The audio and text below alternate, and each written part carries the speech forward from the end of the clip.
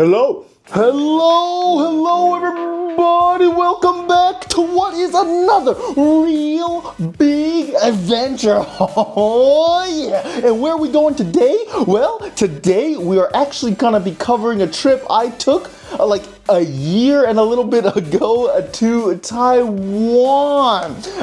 So this trip was actually coming right off the back of my Malaysia trip, and so I spent a couple weeks in Taiwan, and it was actually en route to go see my sister and some other family members over in mainland China.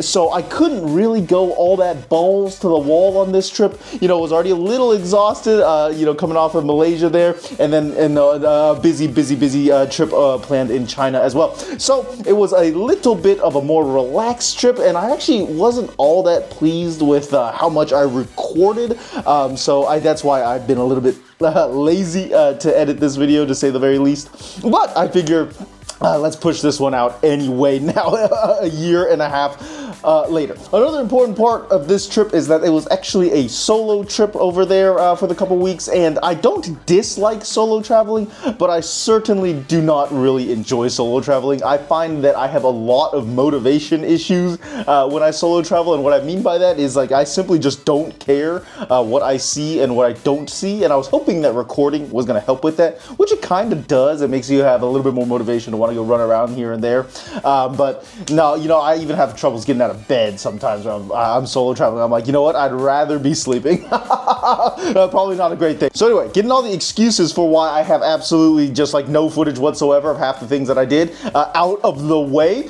we are going to talk a little bit about the actual planning of the trip itself, which there is not much to talk about because there was almost no planning done whatsoever. I just knew the cities I wanted to hit and the rough dates I wanted to hit them. So let's begin by looking at that. So we're going to hit 3 cities this trip. The first city, of course, is the capital, Taipei. The second city is the one in the middle there, Taichung, and the third city is the one in the south named Kaohsiung. Alright, so if you're wondering why I pronounced Taichung the way I did, Taichung, instead of how the way it is spelled, which is more like Taichung, more or less know that Taiwan does not use the system known as Hanyu Pinyin, which is the most popular way to Romanize Chinese characters today, and it is pretty much used in all throughout mainland China.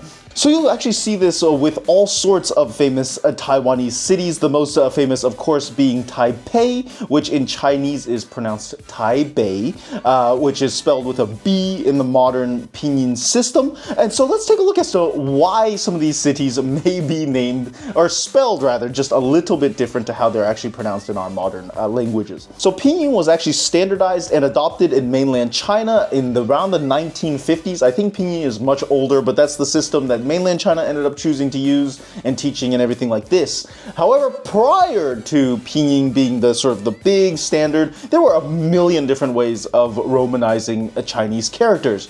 And the one that was kind of, I guess, the most popular, I don't know, the one that was used in Taiwan at least, is a system called the Wade-Giles romanization system, where Taichung is spelled like this, or pronounced Taichung to my American eyes. And this was actually the standard for a long time, and so the government really didn't actually change it ever.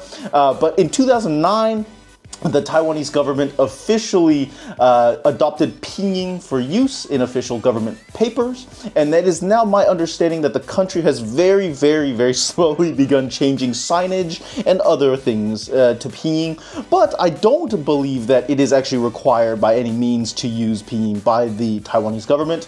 I did not fact check that with any Taiwanese person. I am just gonna speak out of my ass for a little bit and hope that it is correct. So another important point to look at, though, when we are talking about things like the romanization of specific words, is actually to look at the romanization system of names. So this is very interesting. In mainland China, all names will be romanized using the pinyin system, right, on their passports, on their other identification documents, and pretty much everything. But in Taiwan, I believe, once again, the Taiwanese government pretty much does not care what romanization system you're going to use on things like your passport, other, I guess, like driver's licenses and other identification systems. More or less, they say you can use the Wade-Giles system, you can use pinyin if you want, you can even try to romanize their local dialects like Hokkien and Hakka, and I believe even their indigenous dialects. They'll let you use whatever name you want, I believe, which is very interesting, actually. So that causes, I believe, some issues, at least personally for me, when I see a name spelled in, you know, like the Wade Giles system. I actually have absolutely no idea how to pronounce that name. But then if you translate that into the pinyin version for it, things become much, much easier, at least for me. And I don't know if that's because I grew up, well, not even grew up, but I learned pinyin as a way to sort of learn Chinese. So maybe that has something to do with it. I have no idea. All of this, by the way, is absolutely not related or important to the video whatsoever. So I don't know why I'm putting it in there, but the more knowledge, the better. Isn't that right? Anyway, another reason why this video might be a tad short or lack some content of like any of the cool things you might see throughout Taiwan is because across my 2 weeks there, over half of it looked something like this. And the other half looked something like this.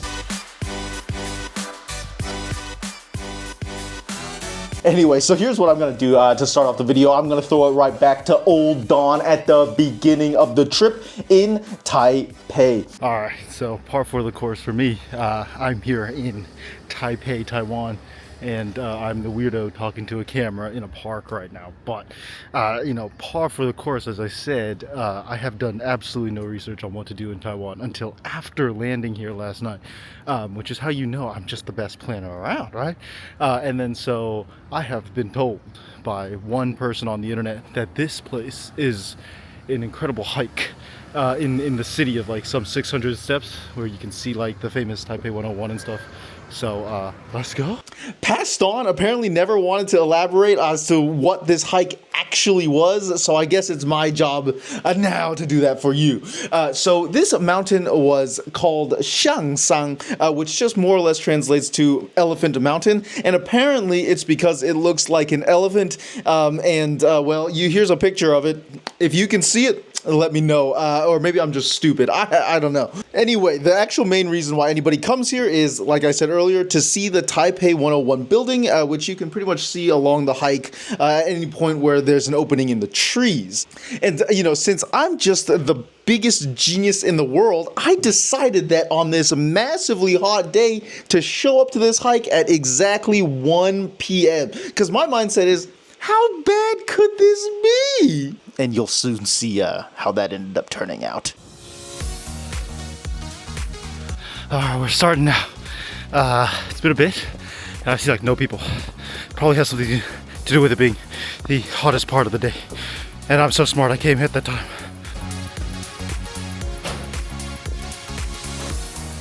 I'm so prepared for this. I came with a whole 1 bottle of water that I've already drank half of. And I've taken like 5 steps. Maybe a little bit more than that. We're off to a great start. Why'd I do this to myself? I hate this. Do people do this for fun? Yeah. Coming here at 1 o'clock. You know, I've had better ideas in my life. Dude, I hate stairs. I hate stairs so much, dude. Oh, I hate stairs. I'm sweating just a little bit. Just a tiny bit here. Nothing big. Not like losing my entire body's worth of water or anything like that. Nothing of that nature.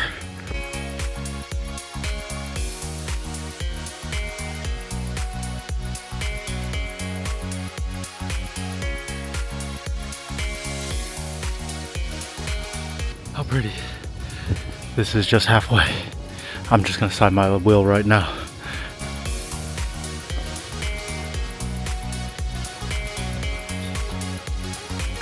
Oh my God, what a mistake. Yeah, so this was absolutely not the peak of the mountain, but there would have to have been an act of God to make me go any further, so I decided that this was good enough and went right back down. Following that, I decided to take my sweaty ass right to Taipei 101 to see what the hype was all about. You know, I already saw the exterior of the building, so let's see what we can see from the interior, yeah? Here's some Taipei 101 facts for you. So Taipei 101 was built in 2004, where it was actually the tallest building in the world. However, then in 2009, some folks in Dubai said, look, we have oil money, we have so much money, oh, what to do with it? Let's just build the Burj Khalifa instead. And so that, they built the tallest building at that time. And so whatever. But the Taipei 101 now, I believe, is the 11th tallest building.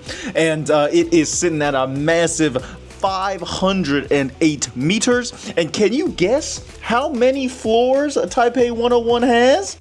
Yeah, it's 101. Good job. It was actually mad cloudy that afternoon, so the view was just okay. I think the desk attendant was even like, are you sure you even want to go? And I was like, well, let me take a look at the weather. And the forecast for the rest of my days in Taipei looked something like this. So I decided to go up and take a look.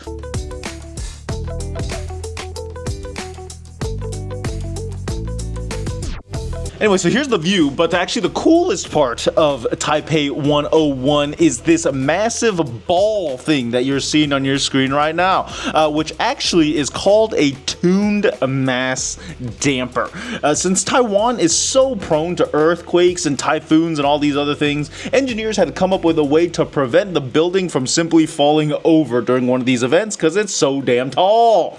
So they came up with this, which is actually to date, I believe, the biggest tuned mass damper ball thing in the world. And essentially what this ball will do is it'll just offset the movements of the building by swaying the other way, which will just, prevent it from falling over.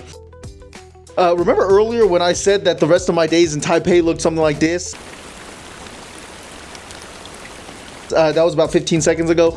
Yeah, I was actually lying to you. There was actually another day where it was very, very beautiful, and so I actually just went to one place, and for some reason have no footage of anywhere else I went, and I actually can't even remember where else I went. But what I did was, the day I saw outside with my eyes, I saw that it was blue and beautiful, and so I went to Google and typed in, what should I do in Taipei? And I went to the first place that popped up, which was this place. This is the Chiang Kai-shek Memorial Hall, and I'm not trying to be political here, and I really don't care what your views on this dude is, because honestly, dude, I don't even know what he did. So what I do know though is that the building is sick, and the building is so freaking big, and like you gotta be wildly uncool to think that this building is not worth your time visiting. There's also a massive garden and stuff like that, which is also cool. And I think I've said cool about 17 times in just this one video. But you know what I'm not gonna do? I'm not gonna take another take of this. So yeah, it was really cool.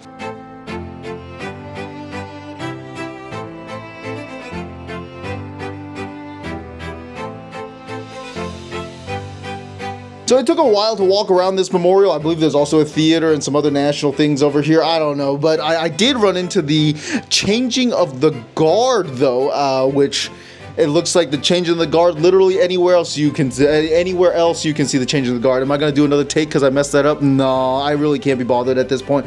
You know what? This video, I'm just winging it. I'm just winging it. Anyway, here's the footage.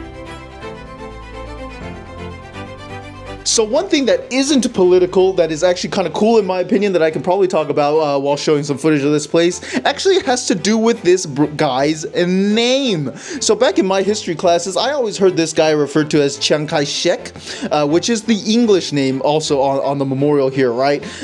However, his Chinese name is something like Jiang Jieshi, or something like that. I don't know, my Chinese is ass. And so you might be wondering why we all referred to him as Chiang Kai-shek, and by why we all, I mean us Western uncultured folks. The reason for this is actually quite simple. It's just that the Cantonese version of this guy's name is Chiang Kai-shek, right? So the Cantonese of Jiang Jieshi is apparently Chiang Kai-shek, and I'm not gonna lie to you, I am actually reading my script here if you need to know. I'm not even trying to hide that anymore, I don't really care. So why is the Cantonese name used? I have absolutely no clue. If you know, let me know. I think Cantonese was never really used in Taiwan ever, and it certainly wasn't used in China at that time. And I don't know if that guy was from the Canton region. And can I be bothered to do more research? And no. So yeah, that's where I'm gonna leave that. Anyway, that marks the end of the Taipei part of the trip. So from there, I took my fat ass right onto the high-speed train right to Taichung. And so I was in Taichung for a few days. I can't remember the exact amount of days, and every single day looked something like this.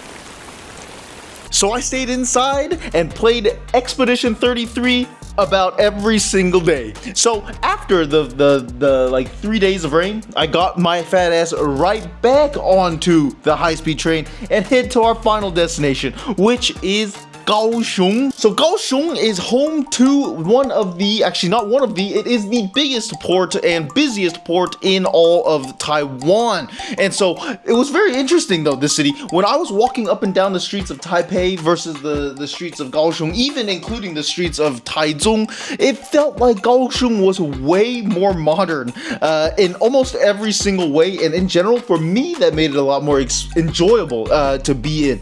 And so the streets are bigger and everything like that, and I think that's mainly because, one, there's just more space in the south. I think it's less mountainous in general, but also Kaohsiung was developed far, far later than Taipei.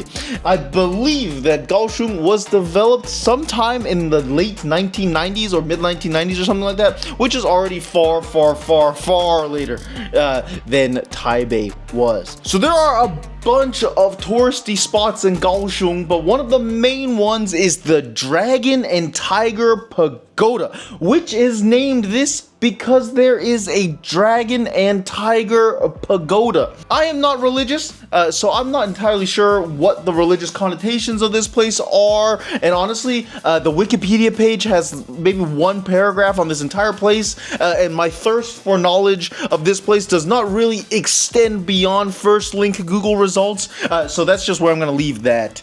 This pagoda sits on a stunning lake known as the Lotus Lake, which I walked around, and it takes a while to walk around there, but it is absolutely stunningly beautiful. The park around it is incredible, and there are a ton of temples and other similar places to this around the lake, all of which are worth looking at. And so I spent pretty much a whole day here. Oh my god, it was so long, and it was also so hot. Holy moly! I then spent that night walking around Pier 2, which has a ton of cool art installations on the buildings and a bunch of sculptures around the area. I don't have that much footage of this place, but you can spend so much time here, which is exactly what I did. I then sat down for dinner here to eat some seafood and some other cool stuff in this very, very nice area of the city. And in the back, you can see the Kaohsiung Music Center. And you can also walk around all the parks and everything around that area, which is filled with modern designs. A stark contrast from, in my opinion, Taipei and Taichung. So it was really, really cool. Overall, one of my favorite parts of Taiwan was honestly just walking around Kaohsiung, which I have very little footage of, which just makes me just a great vlogger. I know, thank you, thank you. The next day, I hit up the Foguangshan Monastery, which isn't actually that close to the city, but I heard it was like big, and I love big things. So I decided it's a no-brainer, let's get going. So I hopped on the bus and headed up the mountain, and let me tell you, this thing was definitely big. So once again, I'm not particularly religious, and I didn't really understand like 90% of what was going on in this place, but I don't really care what kind of religious you are. If you can't understand how amazing of a place this is and cannot appreciate the hard work and effort that went into building it, then you're just crazy. So I don't actually have that much to say about this place, but just watch these videos and tell me it's not amazing.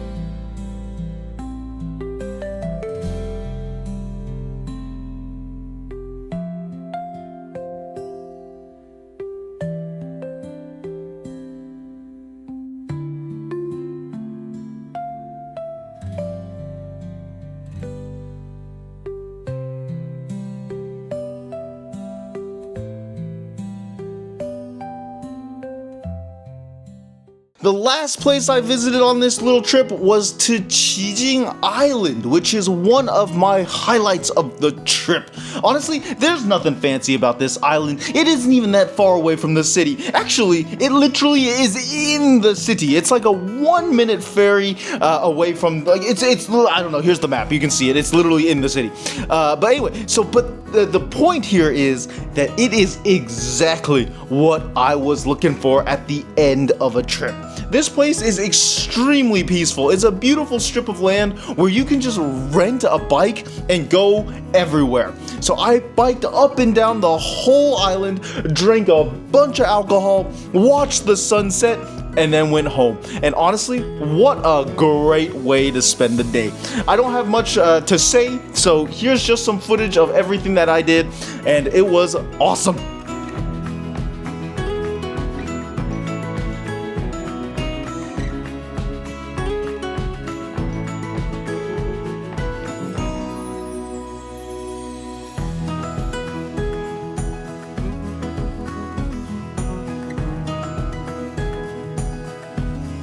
Alright guys, I'm gonna go ahead and end the video here. I realize this video is like 20 minutes of me yapping, which is that's just way too long. That's just way too long. It's getting there. And but if you've made it out here all the way to the end, thank you so much for watching this video. I know it felt like this video was a little bit half-assed. I gotcha. I also have like 5 or 6 other adventures I gotta edit, and I just need to get off my ass and do it. And so I'm gonna go ahead and get started on those real soon, and hopefully push it out, because the next real big adventure is not waiting for anybody. So until then, let's go!